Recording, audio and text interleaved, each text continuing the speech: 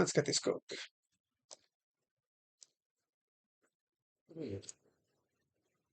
So I know you think you're familiar with the crop deaths objection and rebuttal, but you're not. I mean, maybe you're familiar with some of it, but you might not be familiar with all of it. But just to refresh you, the objection goes something like this. If you really want to kill the most things, be a vegan, because the farmers who protect your beans. So for those who don't know, this guy, big vegan advocate, and he's gonna try to, not the guy on the YouTube channel right now, on the YouTube video, the debug your brain. Big vegan advocate, and he thinks he has the argumentation for or against the crop death arguments that people that eat meat have. Let's see what he has to say, okay?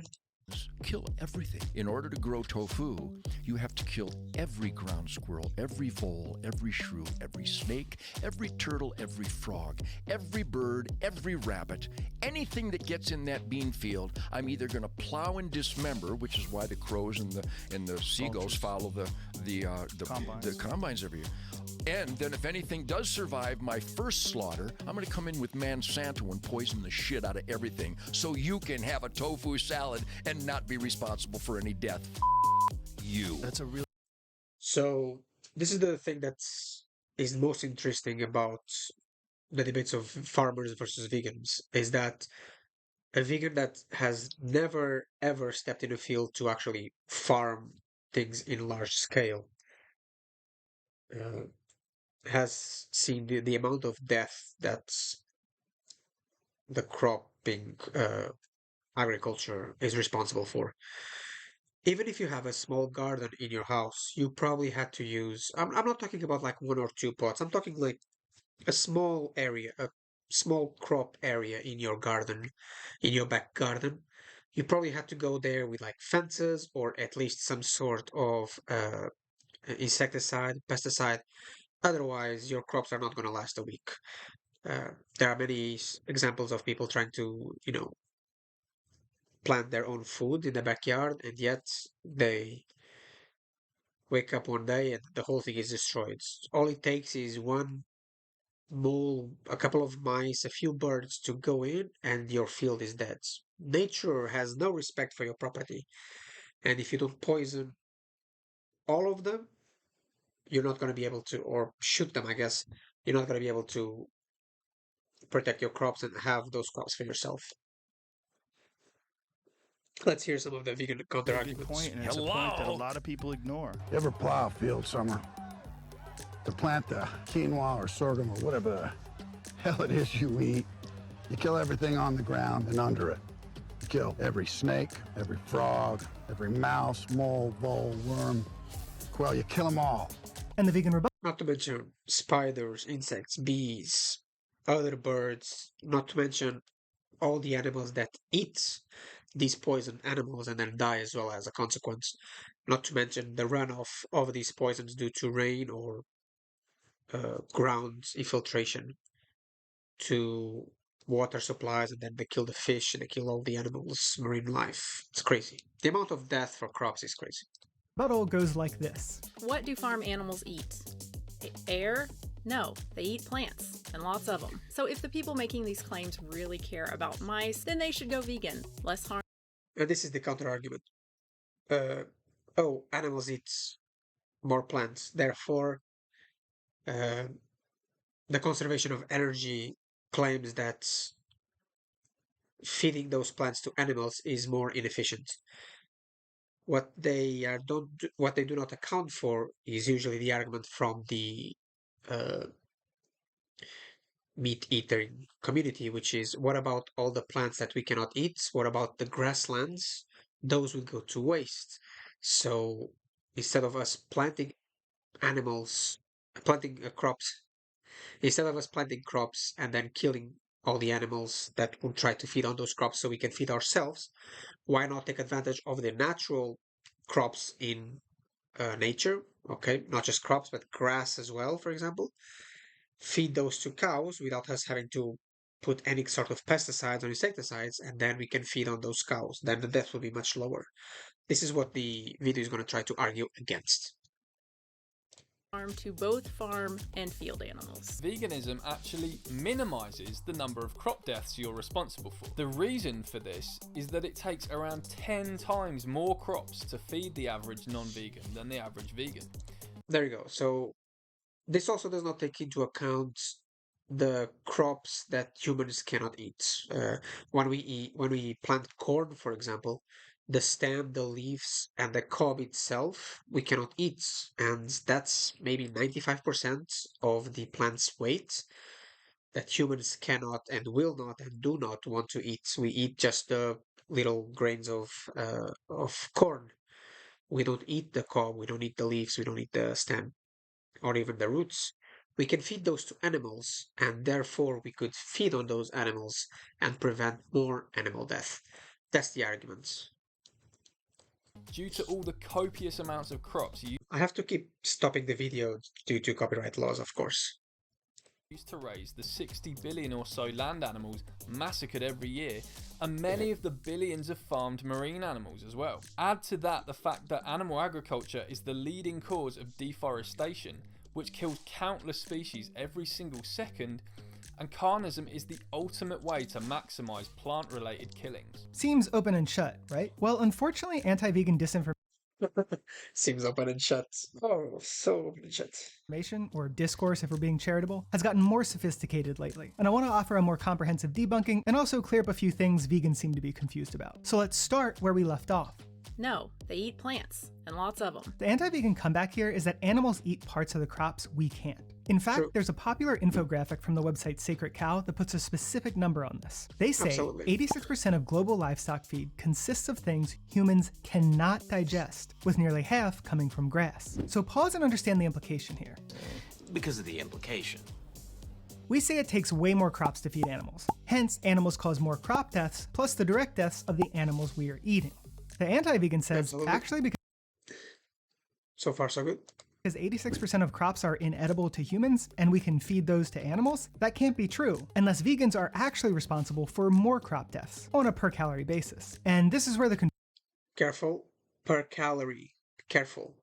Do you see how he added the per calorie basis? Very tricky. So we're talking about weights when we show those graphs, not so much calories, I believe. Let me see the graph actually. Very quickly. Because of the implication. we say it takes way more crops to feed animals. Hence, animals cause more crop deaths, plus the direct deaths of the animals we are eating. The anti-vegan says, actually because 86% of crops are It is by calories.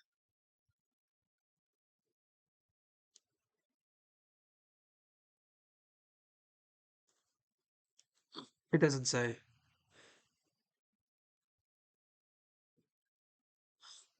So if I'm not wrong, this graph is based not on calories. This graph is based on grams, on tons, on weight, which is very different from calories. And this is a mistake that this guy does not realize straight away. inedible to humans and we can feed those to animals, that can't be true, unless vegans are actually responsible for more crop deaths on a per calorie basis. And this Oh.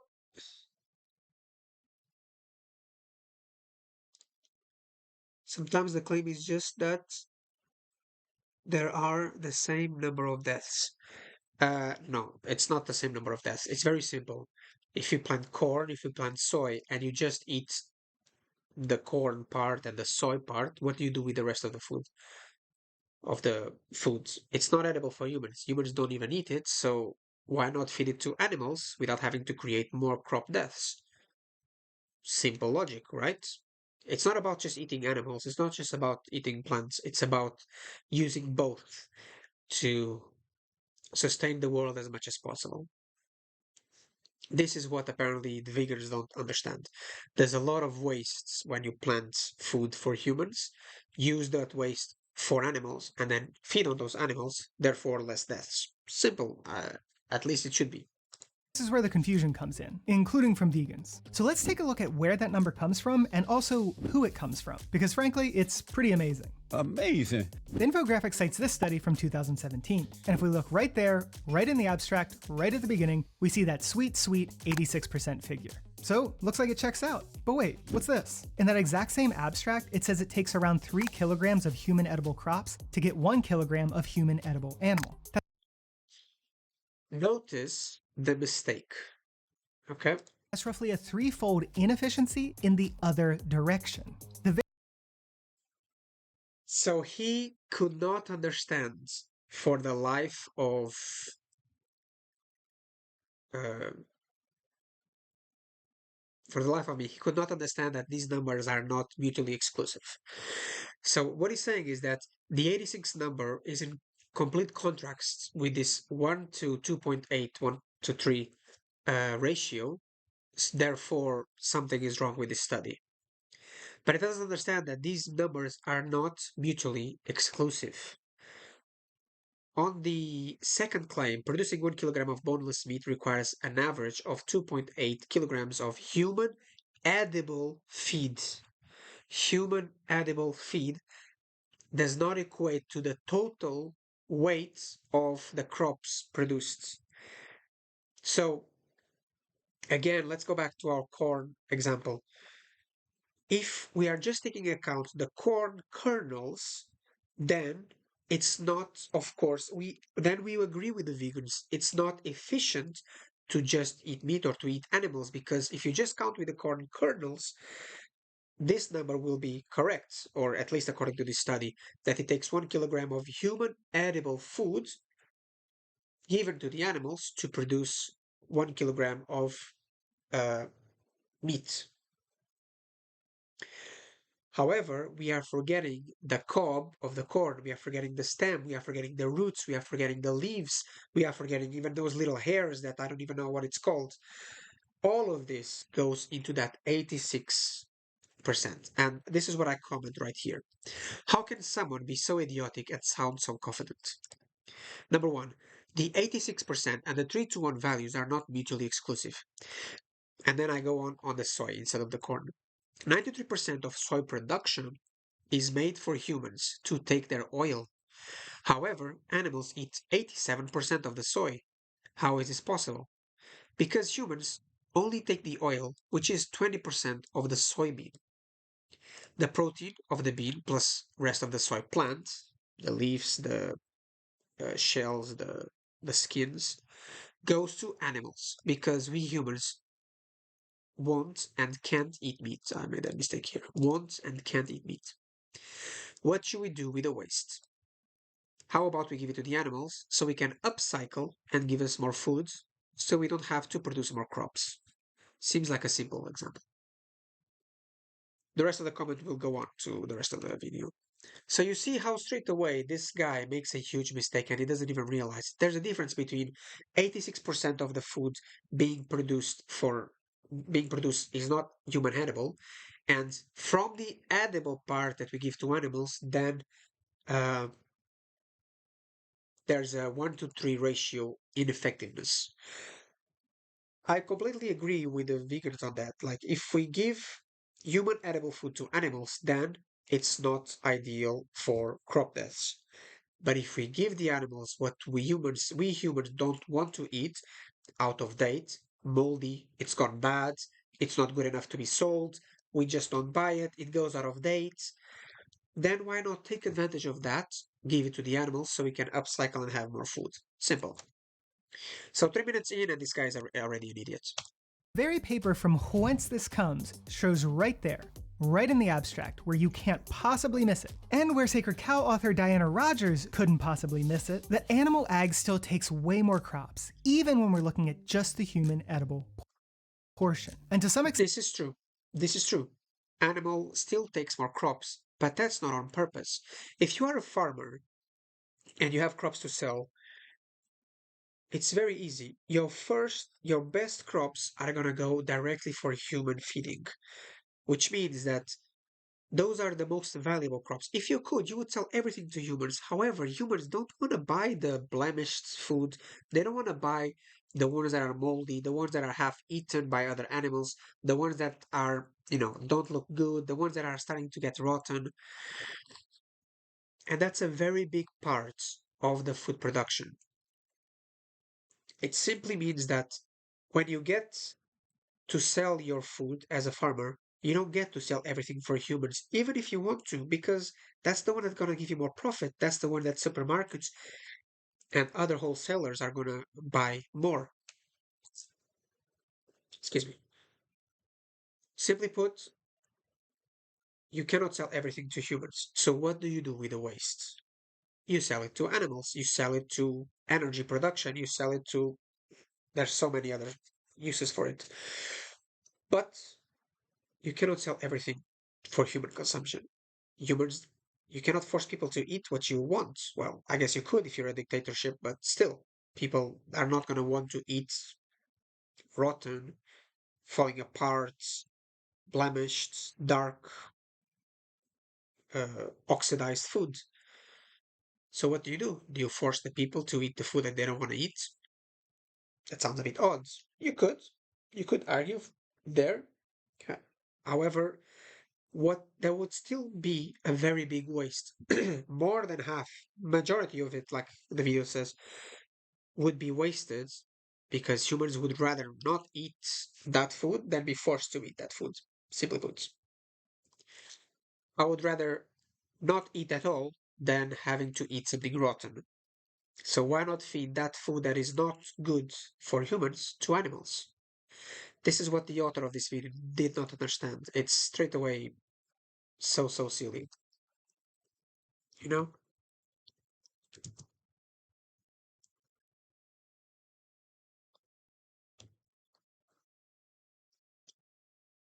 Extent, that's it. We got him.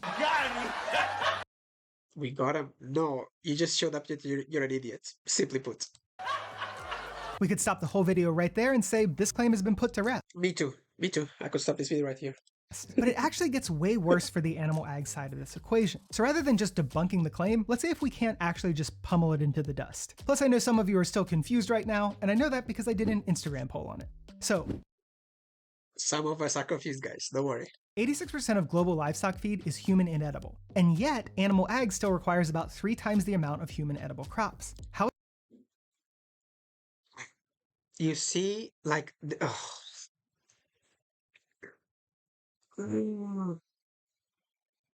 He doesn't understand that what we talked about. He doesn't understand the parts, the graph that it was shown to him.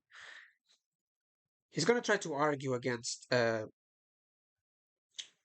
protein cakes for the animals later on in the video, and we'll get there. How is that possible? It seems like a contradiction, right? Well, first let's lay some basic science groundwork. Compliments of me from the past. Even if plants can feel pain, and even if we know that harvesting them causes pain, it still doesn't imply that you should eat animal products. Whether our plants or not feel pain or not, personally, I don't think it's a good argument for neither side. It's silly. And that's because more plants are injured and killed to feed humans who aren't on a vegan diet. To understand why, let's look at the trophic pyramid. The trophic... Okay, so now we're going to go for the trophic pyramid, but we already discussed... So now we're going to talk about trophic levels, how you lose energy as you go up the scale. And of course, we are ignoring micronutrients such as B12. We're not going to talk about that. If we go into that, it's even more of a slam dunk. However, we can talk about this energy distribution. Again, he does not count with the part that humans cannot eat. That's my question to the vegans. What do you do with the parts that humans cannot eat, such as the grass, the stem, the roots, the cobs, all of that? Pyramid illustrates the way food energy is transferred from one trophic level to the next in the food web. So at the bottom, we have what are called producers, generally plants which get their energy from the sun. Above that, primary consumers are those organisms which eat producers. And above that, the secondary consumers that eat primary consumers, and so on. Plus, we've got decomposers that dip their toe in at every level. The critical thing to note here is the energy lost as we climb the pyramid. On average, 80 to 90% of the energy or calories are lost as heat on each ascending level. 100%. This is completely true what he just said. But again, he does not take into account the parts of the plant that humans cannot eat. And he does not account to the food waste that humans won't even buy or eat. And he does not account for the mistakes that sometimes happen. You know, sometimes some kind of fungus gets into a grain silo, and all that food that was supposed to go to humans is no longer human safe. However, you can give it to animals that people don't mind as much if they get sick. Simple as that. Like, put it simply, he takes account some energy, but not the whole story.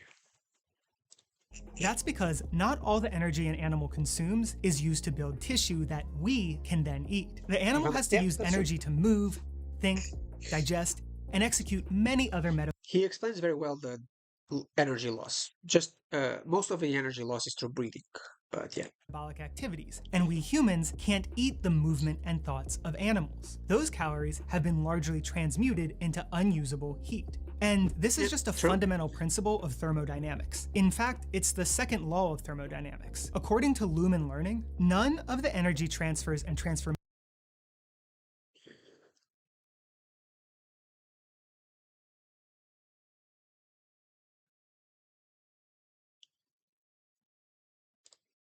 Second law of thermodynamics. I forget which one it is.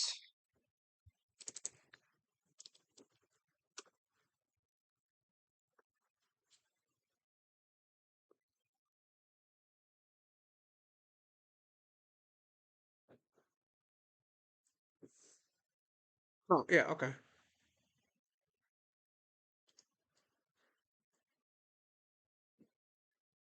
Okay. Talking about the law, so that's fine. in the universe is completely efficient. In every energy transfer, some amount of energy is lost in a form that is unusable. In most cases, this form is heat energy. And just to be clear, 100%, the that's true. trophic pyramid wasn't something cooked up by a vegan think tank. You can find this in any introductory ecology textbook. And the same can be said of thermodynamics, which is part of virtually any introductory chemistry textbook. Now, the exact numbers in agriculture are admittedly more complicated because of the aforementioned differential in digestion between humans and ruminants. But the general principle of energy loss remains. And I know this all might be getting a little technical, but I promise at the end I'll talk about how I'd actually handle this objection in a real conversation. All right, so now that you're refreshed on trophic levels and thermodynamics, come along with me as I tell you about the most mythical and beautiful of creatures, the efficient cow. We'll call her Bessie. This cow's So now again, he's gonna go. I think we can skip this part. He's basically gonna talk about how energy is lost through the conversion of crops into animal flesh. We all agree on that. There's no disagreement on that part. We all agree that it's more efficient to eat the lowest uh, level of thermodynamics in terms of energy. However, what you're not seeing here, the big picture is what do you do when you have uh, parts of the first level that you cannot use? That's the question. Again, stems, cobs. I'm not even talking about now the actual crops that humans are not going to eat because they're not good enough for humans. They're not good enough to be in the supermarkets. They're not good enough to be eaten by humans because, again, whatever. I'm talking simply about the stems, the cobs, the shells, the leaves, the grass, all that comes with the plants. superpower is that she can eat crops and perfectly convert them into human edible calories with no loss in efficiency. And what that means is that if Bessie eats 1,000 kilograms of crops, she'll create 1,000 kilograms of edible flesh. So here we have her eating one of these 86% inedible food units. So the 86% figure is preserved, and we'd be going from 140 human edible kilograms to 1,000 human edible kilograms. But Bessie isn't real. Sorry, Bessie. So let's imagine a slightly less efficient cow. We'll call her Mabel. Mabel needs to eat 5,000 kilograms of crops to yield 1,000 kilograms of edible flesh. But look, each This unit of guy food is- she's eating He's just talking about, again, loss of energy. is still the Nothing same new. composition of edible to inedible. So the 86% figure is still preserved, but this time we're going from 700 human edible kilograms to 1,000 human edible kilograms. All right, but forget about Mabel. She's also not real. I think I'm just gonna skip this because, dear vegans, we agree that there's an energy loss between crops and animals. What we're asking you is about what about the crops that humans do not eat, don't want to eat, and cannot eat? What do you do with those? Mabel, we talked about this. Let's key in on what the cow might actually look like, according to their numbers. The realistic cow, if you will. We'll call her Muffin. Muffin needs to eat 20,000 kilograms of crops to yield 1,000 kilograms of human edible flesh. So she's gonna eat 20 of these food units, meaning that 86% is still preserved, but this time we're going from 2,800 human edible kilograms to 1,000 human edible kilograms, which is more like what the paper reports. So, this is how these two things can be true at the same time. The percent of human edible kilograms, as well as the total amount of kilograms, both matter and affect the final efficiency. In other words, any percent advantage these animals have with respect to eating things we can't is Well, okay, he lost me there. The 86% number is preserved. How is the 86 number preserved if they transfer 25%? So in the first example, you don't preserve the 86%. You're doing 100%. What are you talking about? If 100 kilos transmits to 100, if 1,000 kilos transmits to 1,000 kilos, then it's 100%. It's not 14% or 86%. But Bessie isn't real. Sorry, Bessie. So let's imagine Oh wait, it's talking about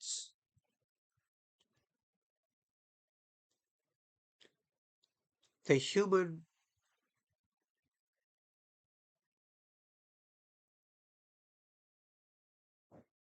Oh, I see his mistake. So what he's trying to do is that he's trying to equivocate the percentage to the total number of eaten. But what he doesn't understand is that this number should represent this number. Therefore, there is no 86%, right? Okay, now, what he's trying to do is trying to say something about.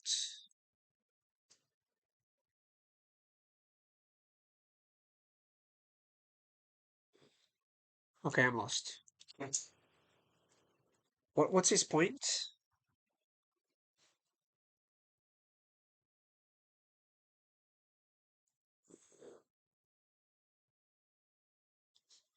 So this number represents what we cannot eat and what we can eat fed to the animals.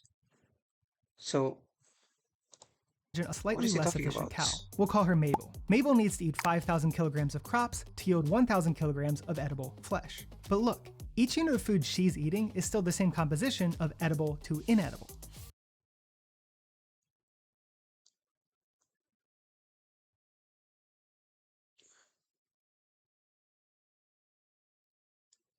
He's trying to equate.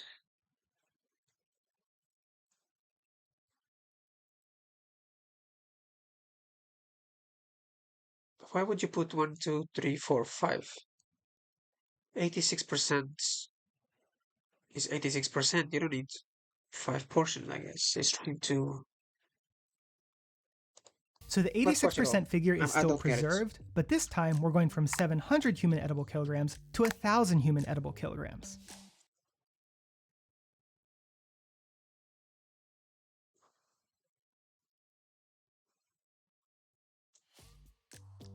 Alright, but forget about Mabel. She's also not real.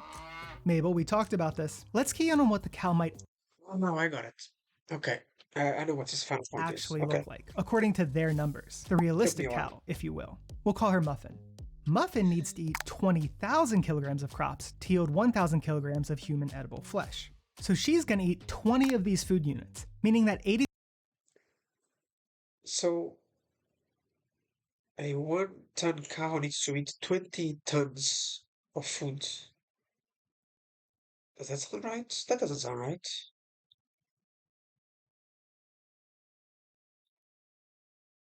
That's not true at all. Is it? How much feed a adult cow needs?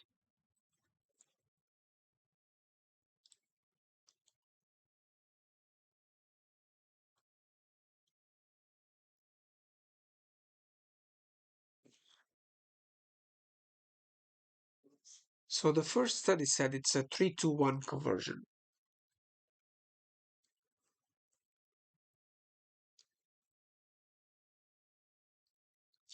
Let's see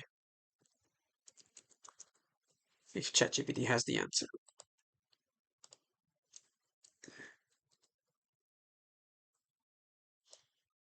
Login.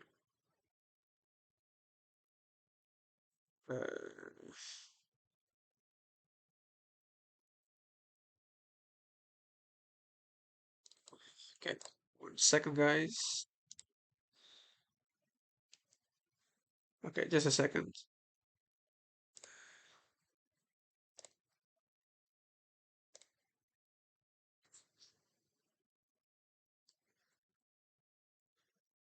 Okay.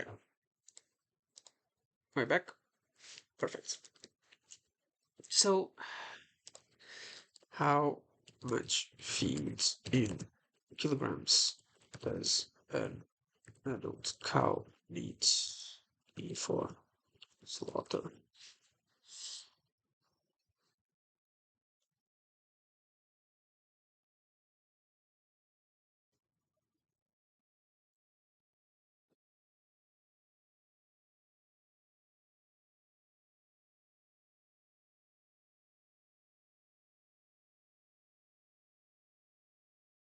On average, how much?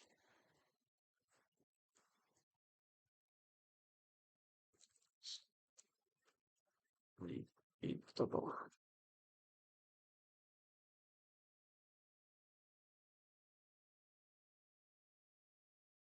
Rough estimate feed consumption for a beef cow from birth to slaughter might be in the range of 1.5 to 2.5 tons. So, is he correct? He is correct. Wait. No, that's 20,000. That's 20 tons. What? Wait, per year.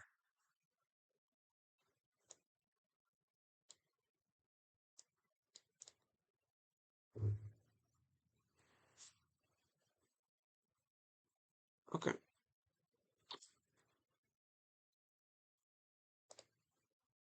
Okay.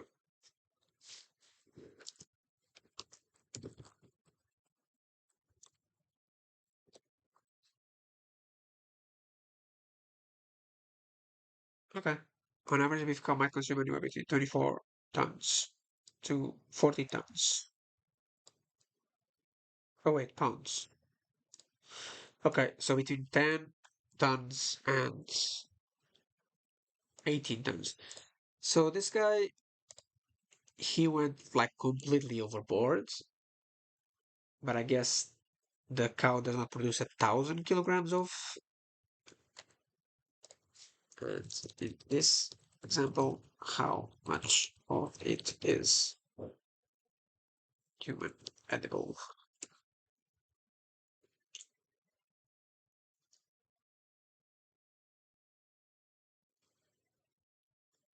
An hours, please.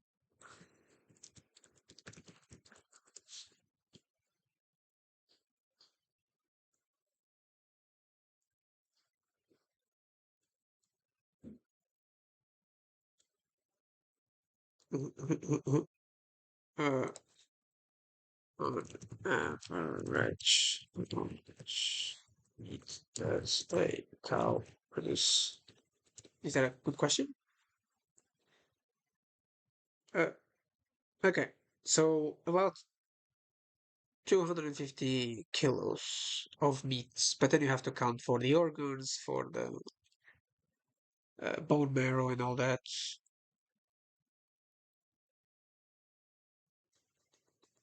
Okay.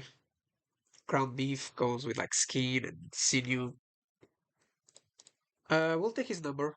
We'll take his number as face value. Let's see the end of this point. 86% is still preserved, but this time we're going from 2,800 human edible kilograms to 1,000 human edible kilograms, which is more like what the paper reports. So, this is how these two things can be true at the same time. The percent of human edible kilograms, as well as the total amount of kilograms, both matter and affect the final efficiency. In other words, any percent advantage these animals have with respect to eating things we can't is totally overshadowed by the sheer volume of crops they eat. So much Careful. Crops they eat. So that's the thing, because some crops are considered human edible, but they are not accepted by humans. Again, some crops you go to the supermarket and you will see some of them are blemished and all that. You just don't eat them because you don't want to eat them. We can argue how much percentage of that is, but that's the point. Like that's considered a human edible, but it's not. That's the problem.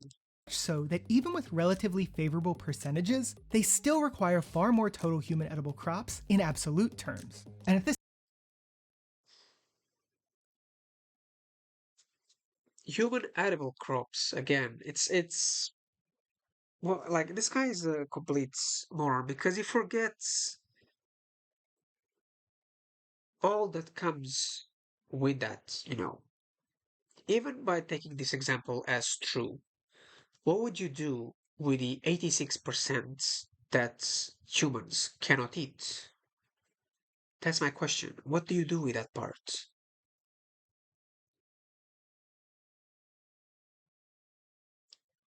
In a perfect world, animals would only eat non-human edible. Animals only eat non-human edible crops and then grass and all that. So why don't vegans support that? Because that's the least amount of deaths possible. Very strange. this still isn't making sense, here's a sort of analogy. If I told you 86% of my friends had brown eyes and 14% had green eyes, and you said, wow, you don't have very many green-eyed friends, so you don't know if I have friends affect the total number of green-eyed friends I have. Now it gets a little Okay, I'm just gonna skip this part. except because it makes she's no not. sense. She's this person, with farmed animals in her LinkedIn banner picture. She's the Livestock Development Officer at the FAO, and she's been working there with livestock in her job title for the past decade. And just for funsies, here's a picture of her buddying up with cave painting enthusiast Frederick Leroy and Frank Miltner, a scientist with so many shady, meat-friendly financial ties that the New York Times actually did an entire piece on him. All right, but I'm not showing you this So, yeah, this is relevant for the because I think argument. it's impossible for her to conduct objective, worthwhile research. There's propaganda on both sides. Both sides are supported by their correspondent sides. So, correspondent side, we know that. I'm just getting ahead of the inevitable claim in the comments that this study was some sort of vegan propaganda funded by the Gates Foundation. Gates Foundation is one of the major sponsors of this study that I was just talking So about. it's f***ery. Now, maybe you're saying, well, mass doesn't equal calories. Maybe that 1 kilogram of human edible animal is 3 times as calorie dense as the edible animal Let's feed. see what he So the says. first thing to note is that the feed is in dry matter. So if we go to Chronometer and search the dry version of the most Yes. Yes. What do you need? What do you need? It's fine.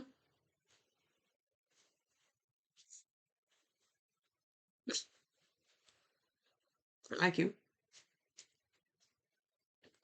common crops used to feed animals and that are edible to us, we can get a rough idea of the calorie density of that food.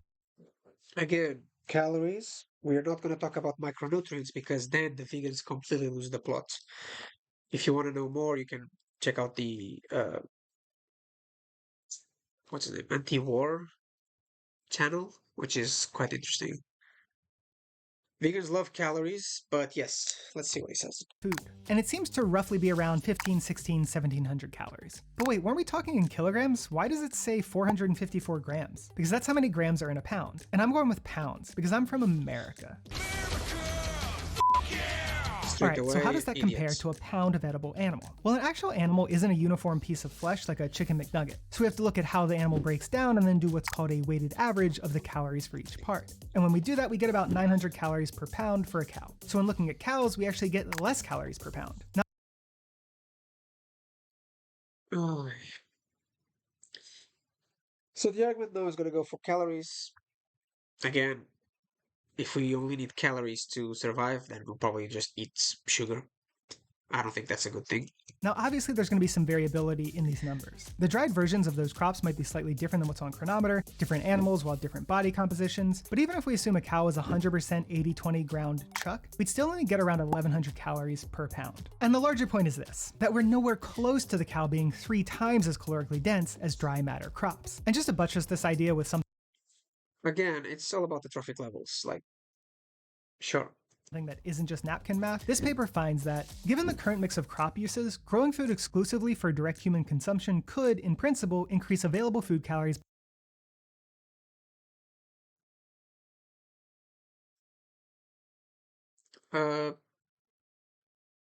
This does not take into account, I've said this a million times, this does not take into account when crops go bad, when crops are not used by humans, when crops and a part of the crops that cannot be used for human consumption. Like, I'll repeat it 1,000 times if I By have as much to. as 70%, which could feed an additional 4 billion people. And currently, 36% of calories produced by the world's crops are being used for animal feed, and only 12% of those feed calories ultimately contribute to the human diet. Most of those crops, however, are fed to monogastric animals. So if you're going to talk about cows, you have to be careful, since cows, most of their diet is actual grass. It's non-human edible. Simple as that. It's so simple, it's crazy. Like, it's, for me, it's absolutely mental. Oh my. But you know what? In the interest of being extra charitable, let's imagine that ideal case for a minute. You have a cow, pig, or chicken that takes in 1,000 calories of human edible crops and puts out 1,000 calories of edible flesh. At that point, He's going to argue that the death is still crop death plus 1 of the animal. it's the same amount of deaths, right? Well, again, no. On average, you'll have the same amount of deaths associated with crops, sure. But then you have to tack onto that the death of the actual animal you're Man, these people are so predictable sometimes that it's crazy. Like, it's so easy to predict their nonsense. eating, plus all the incidental deaths that occur in the rearing of the animal you're eating. Farmed animals often need to be protected from predators and so-called vermin like rats. Farmed animals will also be killing insects either by stepping on or eating them. Land has to be cleared for the farmed animals, which will also result in incidental deaths. And buildings have to be constructed, which means trees have to be chopped or has Remember this line about buildings having to be constructed, because he's going to use it as well for the vertical farming bullshit. to be mined, and some excess fossil fuel has to be extracted and burned, all processes which most certainly kill some number of animals. Now maybe you're thinking, hey, why are you focusing so much on just one research paper? Well, there's 2 reasons for that. One, this is the paper from which this objection was popularized by a very not vegan-friendly individual. And 2, the fact that animals convert crops. Stopping just for what do you call it? Not trademark, copyright. But he's not making any arguments at the moment, so that's why I'm not saying anything either. Is already well established in the field of animal husbandry, where they calculate that inefficiency with measures like residual feed intake, feed efficiency, and feed. But that's what I'm saying, you silly vegans. No one is arguing regarding energy loss in the trophic levels. Everyone is agreeing with you. What you don't understand is that some of the foods you cannot feed to humans is going to be wasted unless you feed it to animals. Simple as that. Feed conversion ratio. Feed conversion ratio basically works like this. If a pig has an FCR of 3, that means it takes 3 kilograms of feed to get 1 kilogram of pig. If a chicken has an FCR of 1, that means he's going to go again on the same point, again. Trophic loss, and I just debunked it. It takes 1 kilogram of feed to get 1 kilogram of chicken. So the higher the number, the worse it is from an efficiency standpoint, and the more overall crops you'll need. So let's take a look at some FCR estimates from a bunch of different places, and you tell me how many of them are above 1.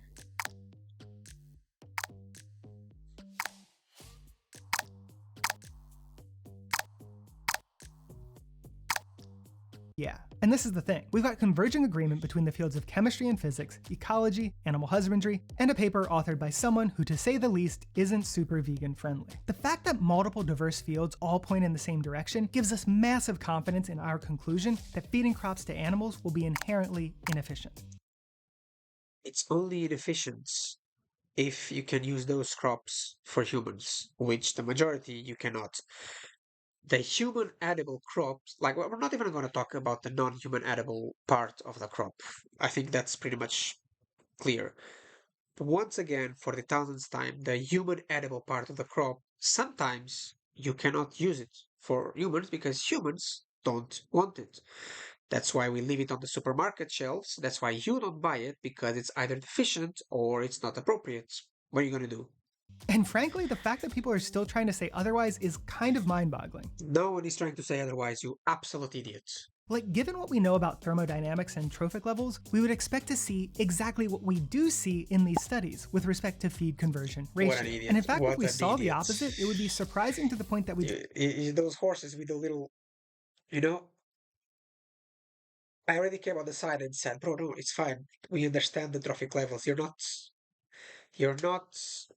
arguing against the core of the arguments. probably call the study into question.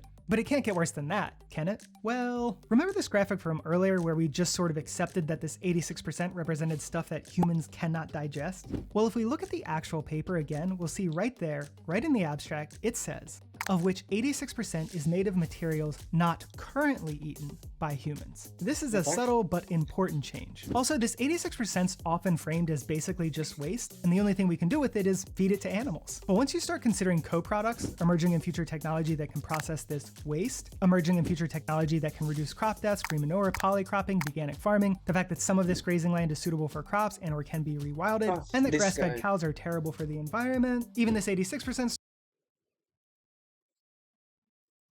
Environment, it's something else. We're gonna go over soon enough. But anyone that thinks that cows are bad for the environment is the biggest idiot on the planet.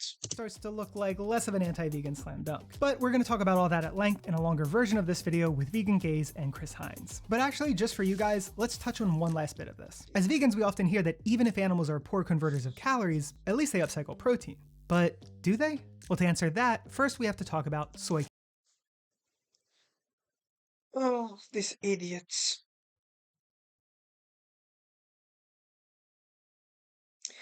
Like, the biggest idiot is the one that thinks he's right. You know, if you're an idiot and you admit that you might not know everything, like, it's great. Perfect. That's why we're here, you know? A person who's fat and in the gym is probably the best person ever. You know, they admit they have a problem, they're gonna try to solve it. But this guy is such an idiot. He's gonna try to argue that protein is wasted when we convert crops to uh, meat. And for the thousandth time, at- for the millionth time, he's not counting for uh, crops that humans do not want, crops that humans cannot eat, and parts of the plants that humans don't want to eat. Simple as that. Cows are able to convert grass that no matter what you do, humans cannot eat. They are able to convert grass into food that has amazing bioavailability, amazing protein quantity, amazing flavor if you're into that, lots of vitamins, actual vitamin A that you cannot find in animal in plants, DHA, EPA, uh, proper protein, let's put it like that. Not to mention, of course, B12 and so many other vitamins and minerals, like crazy. This guy is going to try to argue that you lose protein when you convert soy to beef. What he doesn't understand is that you can turn grass into beef. And I would love to hear the argument against that. It's perfect. No, not those kind of cakes. Soy cakes are what's left over after you extract the oil from soybeans. And while most of current soy cakes are fed to livestock, they can be used for human edible foodstuffs like soy flour and soy protein. You're going to force people to eat soy, like residual soy from the energy industry. So you have to you have to put, okay, there's so much wrong with this. You have to, so you give the soy to the energy industry. They extract the oil and you're left with the protein, right? Let's say that the energy industry did not need anything but squeeze the oil out of the soy, which already is quite off. Not only the uh, soy has to be completely clean because it needs to be fed to humans, so it has to pass quite a big threshold of hygiene. But then you have to use energy to convert that into animal food, into human food, not even animal food. Instead of just literally taking that shit and giving it to animals without any processing, without any extra energy, without any extra problem. No, let's take that and retransform it. Use even more plastic, put more bottles into the market, use more energy to convert that to a little bit of human food, and still it wouldn't be 100% transformed. Absolute mental. Not to mention we don't even have to process the soy like this. Soybeans can be processed in various ways to get various end products, even in your own kitchen. And of the two, soy cakes and soy oil, soy cakes are the primary economic driver, and thus considered the main driver of land use, and therefore in competition with human food production, per the paper's own criteria. But the paper didn't factor in soy cakes as inputs for this calculation. And if it had, because if you put these soy cakes into the human foods, not only you're going to increase the energy consumption, therefore more pollution, but also you have to feed these things to humans, whether they want it or not. Is that the world you want to live in? And even so, why would you do that? Instead of giving it to animals that can convert that without any pollution whatsoever, without any other problems, to actual good food, no, let's turn it into an inefficient product that is just awful protein with vitamin C completely destroyed, all the other nutrients completely destroyed, and instead of having good, healthy food, let's have crappy, processed, ultra processed protein powders. Smart. these numbers would get even worse from both a kilogram and a calorie perspective. Oh, but they did include soy cakes in some of the calculations. The only problem is you have to go to the part of the paper no one reads, the methods section. And if we go there and look at this column, we'll see that on average, they don't upcycle protein. On average for ruminants, it's a wash. And for monogastrics, there's about a 4 times inefficiency. what an idiot. And this is the metric where meat is supposed to be king. Now those numbers are of course averaging many different types of animals. What an but idiot. even What an idiot. Oh.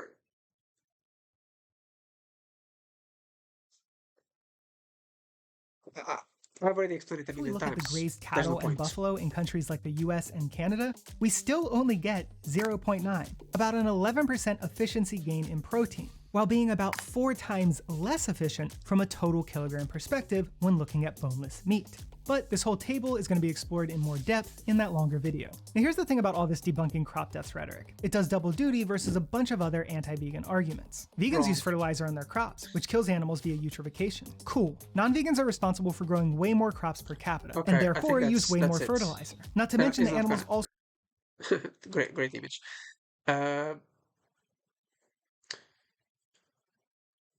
Yeah, he's not gonna say anything else. Okay, so his whole argument is in regards to energy loss. But my question is, what about the foods that you cannot use for humans?